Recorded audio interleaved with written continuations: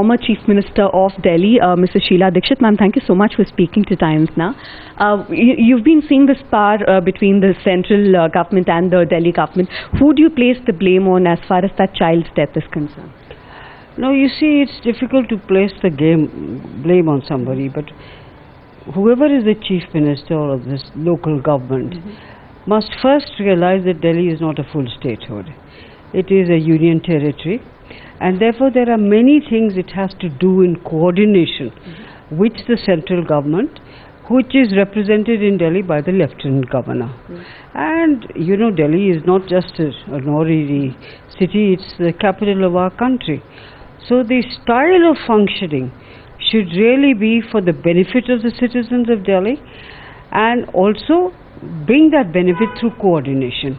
Now if you don't coordinate, then obviously you land yourself into things. Sometimes it's removed, like this recent happening of removal of juggis from the railway land. Now this is a time of the year which is very cold in Delhi. So therefore, without giving them an alternative to remove them and throw them out, I don't think it's been something fair at all, and especially when I also learned that a child has been killed in this. Absolutely. Do you think somewhere, egos of people has been coming in between, and because of which this entire mess is getting worse by the day? No, I must tell you very frankly that you don't run governments with ego. You run for the good of the people or the requirements of a particular situation. So if egos come in the way and you just think that putting a blame game on everybody will solve anything, I'm sorry, that is not the style that should be followed in governance. Ma'am, also now many questions are being asked. These encroachments came up at a time when you were the Chief Minister. Now there are moved, when Congress was in power, then this entire thing would have been avoided. Do you agree with that? No, they're wrong. The encroachments have been happening for decades and decades, even before we came on. I know exactly this spot. These poor people live right next to the railway track, and we tried to remove them also. But the problem that they face is that they have their work area around there, so they don't want to go anywhere else. It's a difficult task, no doubt about it. But this, I don't think, is the solution, by just removing them on a cold winter. There. If it had been done at any other time, one could have said all right.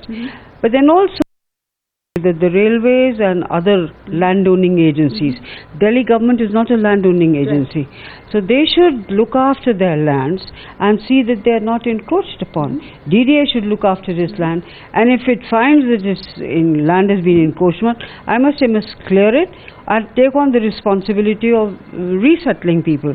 But what happens, the responsibility invariably comes, or the hope comes from the government of Delhi, because they are the government that the people have elected, not the DDA or the central government. Absolutely. So, in your words, it would have been better had the central government or the departments coordinated with the Delhi government. Should have. And Mr. Kejriwal, the Chief Minister, they should all have sat down together and said, all right, we will do this.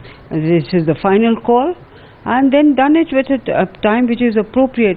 Because children's exams come, then you do that after that. You have to take. We removed a lot of juggi jhopris from many areas, but did it at a time where it didn't inconvenience people or make them totally homeless or without any roof over their heads. My last question, ma'am, your party leader, Mr. Rahul Gandhi, has come out and said that if anybody is demolishing any slums, call me and I will come. Is that the stance that the Congress party will take? Rahulji's way, he has a heart with these poor people.